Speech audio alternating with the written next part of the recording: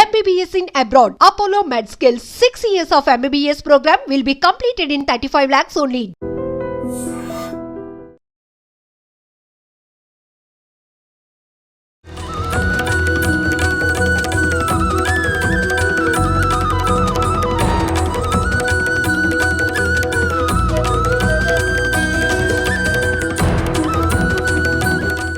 నమస్కారం, welcome to I dream. మన సంస్కృతి కార్యక్రమానికి స్వాగతం. నేను మీ విజిత.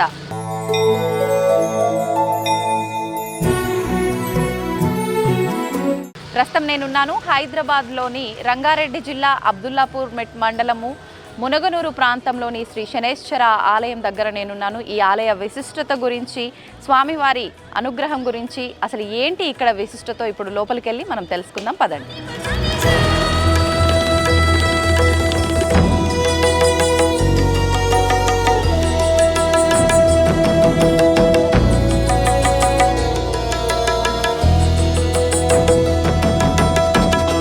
నేనైతే ఆలయం లోపలికి వచ్చేసాను. మొత్తానికైతే ఇక్కడ నవగ్రహాల ప్రదక్షిణ అయితే అయిపోయింది. అయితే మనం ఏ ఆలయంలోకి వెళ్ళినా కూడా ఆలయంలో కొన్ని అంటే నియమాలు అయితే ఉంటూ ఉంటాయి. ప్రత్యేకించి ఎక్కడ ఎవరిని దర్శించుకోవాలి, ఎటు నుంచి ఎటు వెళ్ళాలి దర్శనానికి అని చెప్పి మనం ప్రత్యేకించి ఈ శనేశ్వరుడి ఆలయంలోకి ఎంటర్ అయిన తర్వాత ముందుగా మనకు ఎడమ వైపున నవగ్రహాలు అయితే ఉంటాయి.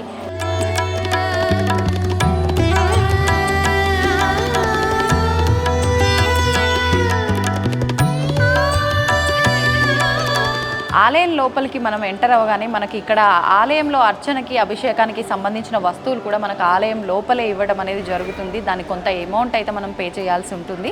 అయితే మొత్తానికైతే నేను ఆలయం లోపలికి వచ్చేసాను. స్వామివారి అభిషేకానికి, తైలాభిషేకానికి సంబంధించిన వస్తువులన్నీ కూడా తీసుకోవడం జరిగింది. ఆ తర్వాత మనం నవగ్రహ ప్రదక్షిణ చేసుకొని 9 ప్రదక్షిణలు నవగ్రహాలకు చేసుకున్న అనంతరం తర్వాత శనేశ్వరుడి ఆలయంలోకి వెళ్ళి అభిషేకము, పూజా కార్యక్రమాలు అయిపోయిన తర్వాత కాళ్ళు కడుక్కొని మనకు ఇక్కడే ఇంకా కొన్ని ఉప ఆలయాలు కూడా ఉన్నాయి. ఆ ఆలయ దర్శనం చేసుకోవడం ఇక్కడ ఆనవాయితీగా వస్తుంది. పదండి నాతో పాటు మీరు కూడా శనేశ్వరుడి ఆలయంలోకి.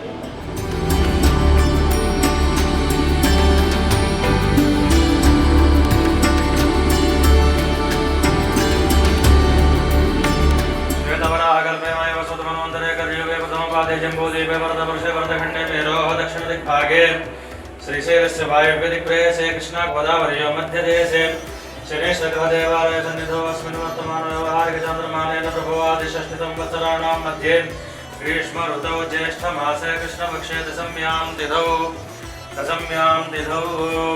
यजमानस्य जन्मनक्षत्रवसादौ नामनक्षत्रवसादौ जन्मांशवसादौ नामांशवसादौ जन्मराशिवसादौ नामराशिवसादौ अष्टकवर्गगोचारलग्नवसादौ शनेश्वरग्रहस्थानेषु समग्निरग्निभिस्करस्तन्नस्तपतु सूर्यः संवातो वाक्परवा स्वामिने नमः नीलाञ्जनसमाभासं रविपुत्रं यमाग्रजं छायामार्ताण्डसम्भूतं शनेश्वरस्वामिने नमः। ॐ सद्यो जातं प्रपद्यामि सद्यो जाताय वै नमो नमः। भवे भवेनाथ भवे भवस्वमां भवोद्भवाय नमः। कालाय नमः कलविकरणाय नमो बलविकरणाय नमो बलाय नमः। ब्रह्माधिपतिर्ब्रह्मणोऽधिपतिर्ब्रह्मा शिवो मे अस्तु सदा शिवो।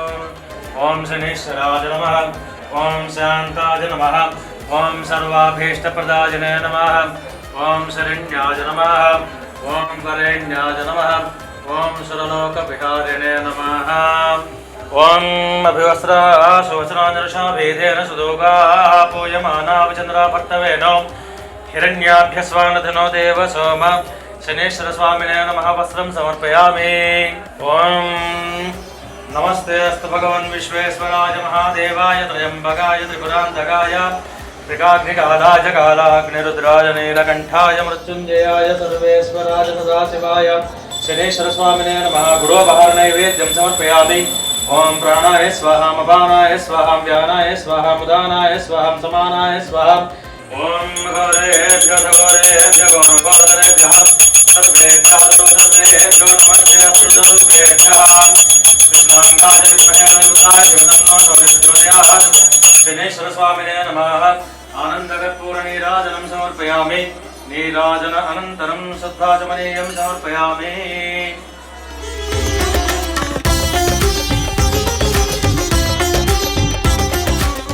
అయితే ప్రతి ఆలయానికి కూడా ఒక విశిష్టత ఉన్నట్టుగానే ఇక్కడ ఈ శనేశ్వరుడి ఆలయానికి కూడా ఒక విశిష్టత అయితే దాగి ఉందండి. ఆ విశిష్టత ఏంటి అని అంటే, ఈ ఆలయం కట్టడానికి కారణమైన వ్యక్తి ఎవరైతే ఉన్నారో ఆయన కల్లోనే స్వయంభుగా శనీశ్వర భగవానుడు కల్లో వచ్చి పలానా ప్రాంతంలో ఆలయ నిర్మాణం జరగాలి, అక్కడ భక్తుల ఇబ్బందులను తొలగించాలి అని చెప్పి చెప్పడం వలన ఇక్కడ ఆలయం నిర్మించడం జరిగింది అని చెప్పి చెప్తూ ఉంటారు. అసలు ఏంటి ఇంకా ఇక్కడ విశిష్టత ఏంటి, ఇంకా అసలు ఈ ఆలయం నిర్మించటం వెనక ఎటువంటి కథలు దాగి ఉన్నాయో ఆలయ అర్చకులు చక్రవర్తి గారు ఉన్నారు మనతో పాటు. ఇప్పుడు వారితో మాట్లాడి మరిన్ని విషయాలు తెలుసుకుందాం. నమస్కారం అండి. నమస్కారం. అయితే నేను ఈ ఆలయం దగ్గరకు వచ్చే ముందర నేను కొన్ని విషయాలు తెలుసుకోవడం జరిగింది. అప్పుడు నాకు తెలిసిన విషయం ఏంటి అంటే, స్వయాన శని భగవానుడే ఇక్కడ ఆలయ నిర్మాణానికి కారణమైన వ్యక్తి కలలో వచ్చి ఇక్కడ ఆలయం నిర్మించమని చెప్పారు అని చెప్పి విన్నానండి. అది ఎంతవరకు వాస్తవం? అవునమ్మా, ఈ ఆలయాన్ని నిర్మించిన ఆయన శ్రీ అనిల్ శర్మ గారు. ఆయనకి శని ప్రభావం జరిగేటప్పుడు కొన్ని ఇబ్బందుల మూలంగా ఆయనకి ఆ స్వామి కలలో కనిపించి, మీ కష్టాలు, భక్తుల యొక్క కష్టాలు తీరటానికి శనీశ్వరుడి ఆలయాన్ని నిర్మించండి అని చెప్పి ఆయన చేశారు. ఏ సంవత్సరంలో జరిగిందండి? 2004, 2005 సంవత్సరంలో. అప్పుడు 2004లో ఆయనకి ఇదే అయింది. స్వప్నంలో కనిపించి చెప్పేవారు శనీశ్వర స్వామి. అయితే అప్పుడు ఊరికి దూరంగా ఉండాలి, అక్కడ ఇళ్ళు ఉండకూడదు అని ఒక ఉద్దేశంతో అప్పుడు ఇది ఊరికి బయట ప్రాంతంగా ఉండటంతో ఇక్కడ నిర్మించడం జరిగింది. 2005లో స్టార్ట్ చేసి 2006 వరకు చేశారు. అయితే ఇప్పుడు ఈ ఆలయం 2004-05లో ప్రారంభమయ్యి మొత్తం కంప్లీట్ అయిపోయింది కట్టడం కూడా. అయితే మనకు స్వామివారు కల్లో వచ్చినప్పుడు ఈ పలానా ప్రాంతం అని చెప్పడం ఏమైనా జరిగిందా, లేదంటే అనిల్ గారే ఈ ప్రాంతాన్ని చూస్ చేసుకున్నారా? అనిల్ గారే చూసుకున్నారు ఈ ప్రాంతము. ఊరికి దూరంగా అంటే అడవిలో నిర్మించాలి అన్నట్టుగా ఒక ఇది ఉంది కాబట్టి ఇక్కడ నిర్మించడం జరిగింది. ఇప్పుడు మామూలుగా ఆలయం అంటే మనం ఆలోచించేది ఎక్కువగా మెయిన్గా ఎవరినైతే ఉద్దేశించి ఆలయం కడుతున్నామో అదే ఆలోచిస్తాం. కానీ ఇక్కడ ఉపాలయాలు కూడా ఇంకా వేరే దేవతా విగ్రహాలు కూడా ఉన్నాయి. ఈ ఆలోచన కూడా అనిల్ గారిదేనా? ఈ ఆలోచన కూడా ఆయనదే, అనిల్ శర్మ గారిదే. ఫస్ట్ శనీశ్వర ఆలయం, శనీశ్వర ప్రతిష్టాపన అయిన తర్వాత ఆంజనేయ స్వామిని ప్రతిష్ఠించారు. తర్వాత కొంతకాలానికి శివాలయం నిర్మాణము, ఆ తర్వాత దత్తాత్రేయ స్వామి, సుబ్రహ్మణ్య స్వామి, నవగ్రహాలు ఇవన్నీ నిర్మించడం జరిగింది. ఇప్పుడు ఇవన్నీ ఎంతకాలం తర్వాత? ఫస్ట్ శనీశ్వరుడి ఆలయ నిర్మాణం తర్వాత, విగ్రహ ప్రతిష్ఠ తర్వాత నిర్మించిన తర్వాత ఒక 2-3 సంవత్సరాల సుమారు నిర్మించడం జరిగింది. ఓకే. మామూలుగా అంటే ఎక్కువగా గ్రహాల ప్రదక్షిణలు ఇవన్నీ చేయటం చూస్తూ ఉంటాం, శని వల్ల ఇబ్బంది పడే వాళ్ళు ఎవరైనా ఉంటే. కానీ శనీశ్వరుడి ఆలయమే ఉంది అంటే ప్రత్యేకంగా ఆయనకే పూజలు చేసుకోవడం అంటే ఇంకా డైరెక్ట్ ఆయన దగ్గరే మనం చెప్పుకోవడం అన్నట్టే. ఎలా వస్తుంటారండి భక్తులు ఇక్కడ ఆలయంకి? భక్తులు శని ప్రభావంతో ఇబ్బంది పడేవాళ్ళు ఎవరైతే ఉన్నారో, ఏలినాటి శని కానీ, శని మహర్దశ కానీ, అష్టమ శని, అర్ధాష్టమ శని, లేదంటే కొంతమందికి నక్షత్రాధిపతి కానీ, లేదంటే రాస్యాధిపతి కానీ శని ఉన్నప్పుడు వాళ్ళకి కొన్ని ఇబ్బందులు ఉంటాయి. అనుకున్న పనులు సమయానికి నెరవేరకపోవటము, ఆర్థిక పరమైన ఇబ్బందులు, పనులు జాప్యం అవటము, ఇటువంటివి ఉన్నప్పుడు వాళ్ళు వచ్చి ఇక్కడ అభిషేకం చేసుకుని లేదా 108 ప్రదక్షిణాలు చేసుకోవటము, శనీశ్వరుడికి 108 ప్రదక్షిణాలు చేసుకోవటము, ఇలాగా చేసుకొని లబ్ధి పొందిన వాళ్ళు చాలామంది ఉన్నారు. చాలామంది అంటే చాలామంది. ఇప్పటికే కూడా నేను 2017లో ఇక్కడికి వచ్చాను. నేను 2017 నుంచి అప్పటి నుంచి కూడా వచ్చేవాళ్ళు చాలా మంది ఉన్నారు. దాదాపు మీరు 8 సంవత్సరాల నుంచి ఇక్కడ అర్చకత్వం నిర్వహిస్తున్నారు. అప్పటి నుంచి వచ్చిన వాళ్ళు ఉన్నారు, ఇప్పుడు కొత్త భక్తులు ఇంకా పెరుగుతున్నారు. సుమారు అంటే నిత్యం ఎంతమంది భక్తులు వస్తూ ఉంటారండి? అంటే శనివారం నాడు మనకి ఎక్కువ ఉంటారు జనాలు. శనివారం నాడు ఒక 200-300 మంది దాకా వస్తారు. విశేషమైన రోజులు శని జయంతి, శని త్రయోదశి లేదా శని అమావాస్య నాడు జనం తాకిడి ఎక్కువ ఉంది. సుమారు ఒక 1000-1500 మంది దాకా ప్రత్యేకమైన రోజుల్లో 1000 నుంచి 1500 మంది. నిత్యము శనీశ్వరుడికి అభిషేకం 1-2 జరుగుతూనే ఉంటాయి వాళ్ళ ఇదిని బట్టి. ఓకే, అంటే అభిషేకాలు, తైలాభిషేకం వీటితో పాటు అర్చనలు వీటితో పాటు ప్రత్యేకమైన పూజలు కూడా ఇంకేమైనా నిర్వహిస్తుంటారా ఇక్కడ? అంటే ప్రత్యేకమైన పూజలు కూడా ఉంటాయమ్మా. శనిగ్రహ శాంతి హోమం అని చెప్పి ప్రత్యేకంగా ఉంటుంది. అది కాకుండా జపాలు చేయించుకునే వాళ్ళు కూడా వచ్చి జపాలు చేయించుకుంటూ ఉంటారు. జపాలు జరుగుతూ ఉంటాయి, హోమాలు. అఘోర పాశుపత హోమం కూడా ఇక్కడ నిర్వహిస్తుంటారని విన్నాను. అది ఏ రోజున నిర్వహిస్తూ ఉంటారు? శని త్రయోదశి, శని అమావాస్య, శని జయంతి రోజున ఉంటుంది. అంటే సామూహికంగా ఉంటుందా ఈ హోమాలన్నీ కూడా? లేదు మేము వ్యక్తిగతంగా పర్సనల్ గా అంటే వాళ్ళకి అలా కూడా చేస్తూ ఉంటారు? వ్యక్తిగతంగా కూడా కావాలంటే చేస్తాం. ఓకే, అంటే బేసిక్గా ఇప్పుడు శని భగవానుడు అనగానే మీరు అన్నట్టుగా అష్టమ శని, అర్ధాష్టమ శని, ఏలినాటి శని వీళ్ళొక్కరే కాదు, ఎటువంటి ఇబ్బంది ఉన్న వాళ్ళైనా శని భగవాన్ని ఆరాధిస్తే ఇబ్బందులు తొలగిస్తాడు అంటారు. అది వాస్తవమే అంటారా? అవునమ్మా. అసలు మెయిన్ ఏంటంటే ఒకటి నవగ్రహాల యొక్క సారం మొత్తము శనీశ్వరుల్లో ఉంది. అంచేత ఆ శనీశ్వరుని ఒక్కడిని పూజిస్తే ఎటువంటి కష్టమైనా సరే అలా తొలగిపోతుంది. కలియుగానికి రాహువు అండ్ శని వీళ్ళిద్దరు గ్రహాలు, రాహువు అండ్ శనీశ్వరుడు. మామూలుగా అంటే ఏ ఆలయంలోకి వెళ్ళినా కూడా చాలా మంది ఒక కన్ఫ్యూజన్ స్టేటస్లో ఉండిపోతుంటారు. అంటే ముందుగా ఏ దేవుణ్ణి దర్శించుకోవాలి ఏంటి అని చెప్పి. ఇంకొక విషయం, ప్రత్యేకించి శనేశ్వరుడి ఆలయంకి వెళ్ళినా, నవగ్రహాల దగ్గరికి వెళ్ళినా ముందుగా గ్రహాల ప్రదక్షిణలు అయిపోయిన తర్వాత కాళ్ళు కడుక్కొని ఉప ఆలయాలు కానివ్వండి, ప్రధాన ఆలయంలో దర్శనం చేసుకోవాలి. ఇలాంటివి ఇక్కడ ప్రత్యేకించి అలాంటి విధానం ఏదైనా ఉందండి? ఇక్కడనే కాదమ్మా, ఏ ఆలయానికి వెళ్ళినా ఫస్ట్ నవగ్రహ ప్రదక్షిణ చేసుకోవాలి. ఇక్కడ ఏంటంటే శనీశ్వరుడు అనే అతను కూడా గ్రహము కాబట్టి నవగ్రహ ప్రదక్షిణ అయిన తర్వాత శనీశ్వరుడికి కూడా ప్రదక్షిణ చేసుకొని 8 లేదా 19 ప్రదక్షిణలు చేసుకొని తైలాభిషేకం అయిన తర్వాత బయటికి వెళ్ళి కాళ్ళు కడుక్కొని తర్వాత శివాలయంలో అర్చన చేయించుకోవాలి. అది అయిన వెంటనే ఉపాలయాలు ఆంజనేయ స్వామి, దత్తాత్రేయుడు, మన సుబ్రహ్మణ్య స్వామి వాళ్ళ దర్శనం చేసుకుంటాం. ఓకే, అంటే ప్రత్యేకించి ఇన్ని వారాలు గనక వస్తే ఆ శని ఇబ్బందులు తొలగిపోతాయని, లేకపోతే మనం అనుకున్న కోరికలు నెరవేరుతాయని కానీ ఏదైనా ఉందా అండి? ఉందండి. అంటే వాళ్ళు పడేటువంటి ఇబ్బందులను బట్టి ఇప్పుడు ఏలినాటి శని 7.5 సంవత్సరాలు ఉంటుంది. 7.5 సంవత్సరాలు చేసుకుంటే మంచిది. ఇబ్బంది కలగదు. ఇబ్బంది ఏదైనా వచ్చినా అది అలాగా తొలగిపోతుంది. కొంతమందికి 1 వారము 2 వారాలు చేసుకోగానే మేమేం చెప్తాం, మామూలుగా 8 వారాలు లేదా 19 వారాలు చేసుకుంటే మంచిది అని చెప్తాం. అయితే కొంతమందికి 1 వారము 2 వారాలు 3 వారాలు చేసుకోగానే వాళ్ళ సమస్య పరిష్కారం అయిపోతుంది.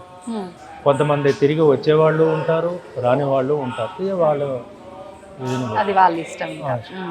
మేమేం చెప్తామంటే ఏలినాడు శని ఉన్నప్పుడు చేసుకుంటే మంచిది.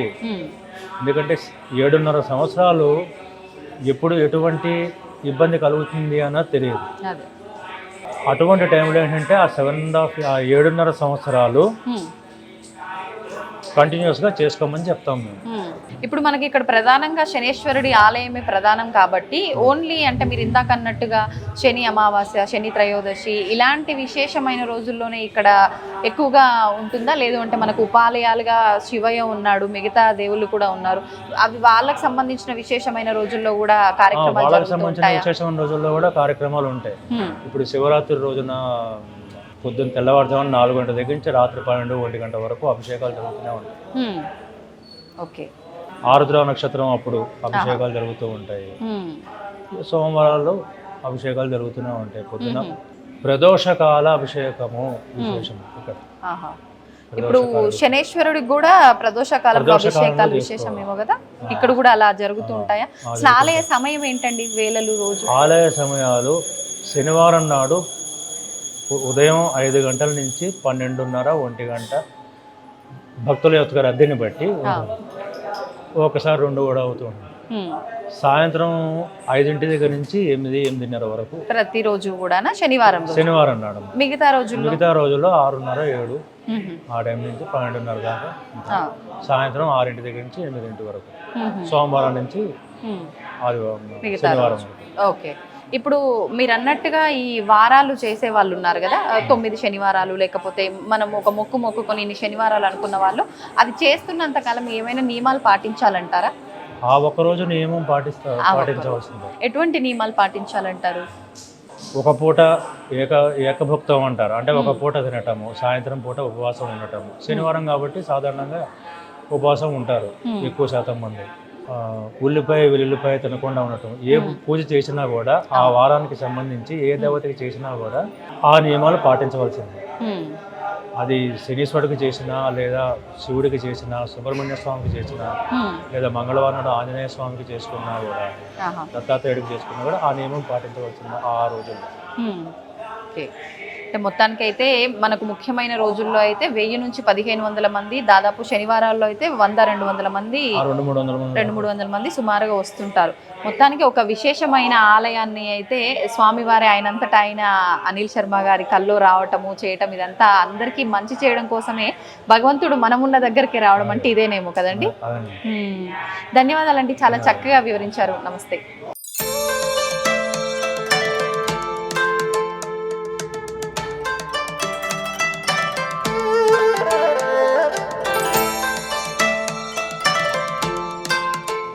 ఈయన ఆలయ నిర్మాత, ధర్మకర్త అనిల్ శర్మ గారు. వీరికే స్వామివారు కళలో కనిపించి 2004-2005 సంవత్సరంలో ఆలయం నిర్మించమని స్వామివారి అనుజ్ఞ.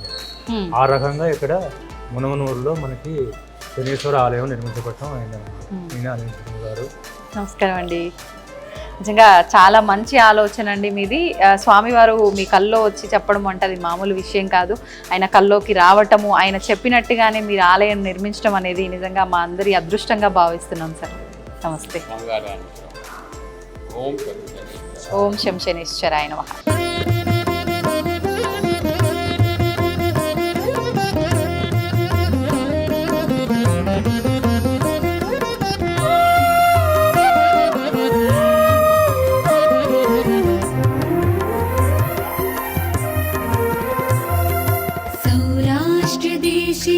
विशदे तिरङ्गे ज्योतिर्मयं चन्द्रकलावतंसं भक्तिप्रदानाय कृपावतीर्णं तं सोमनाथं शरणं प्रपद्ये.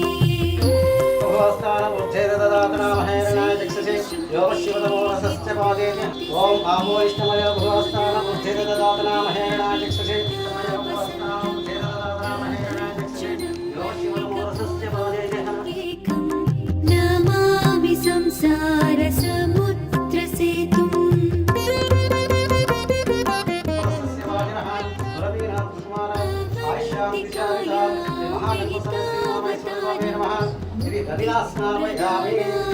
च सज्जनानाम् अकालमृत्यु.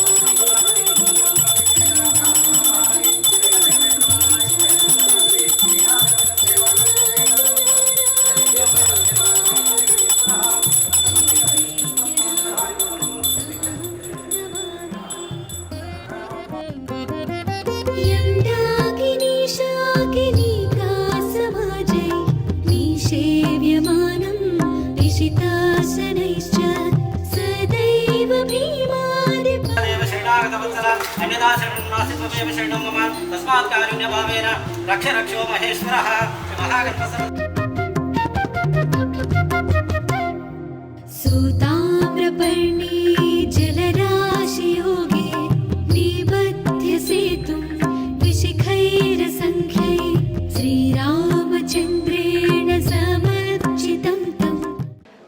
కదండి, శనేశ్వరుడి దగ్గర తైలాభిషేకం కూడా అయిపోయింది, ఇంకా శివయ్య దగ్గర పంచామృత అభిషేకం కూడా చాలా చక్కగా జరిగింది. నిజంగా చాలా ఆనందంగా అనిపిస్తోంది. మీలో ఎవరికైనా ఎటువంటి సమస్యలు ఉన్నా కూడా శనేశ్వరుడి ఆలయానికి వెళ్ళాలి అన్న ఆలోచన వచ్చింది అంటే చాలు, అక్కడితో మనకున్న ఇబ్బందులు సగం తొలగిపోయినట్టే. ఈ ఆలయం వచ్చేసి ప్రత్యేకించి మనకు ఎక్కడ ఉంది అని అంటే హైదరాబాద్లోని అబ్దుల్లాపూర్ మండలము, రంగారెడ్డి జిల్లా, హయత్ నగర్, మునుగనూరు అనే ప్రాంతంలో ఈ ఆలయం ఉంది. ముఖ్యంగా శని త్రయోదశి రోజు, శని జయంతి రోజు మనకి ఇక్కడ విశేషమైన పూజలు అనేది జరుగుతూ ఉంటాయి. ఎక్కువగా ఏలినాటి శనితో ఇబ్బంది పడే వాళ్ళు ఇక్కడ కనుక కొన్ని వారాల పాటు పూజలు చేసుకుంటే మంచి ఫలితం ఉంటుందని చెప్తున్నారు. మీలో ఎవరైనా అటువంటి ఇబ్బందులతో బాధపడుతున్నట్టయితే ఖచ్చితంగా ఈ ఆలయాన్ని దర్శించుకోండి, మీ ఇబ్బందులను తొలగించుకునే ప్రయత్నం చేయండి. నమస్తే.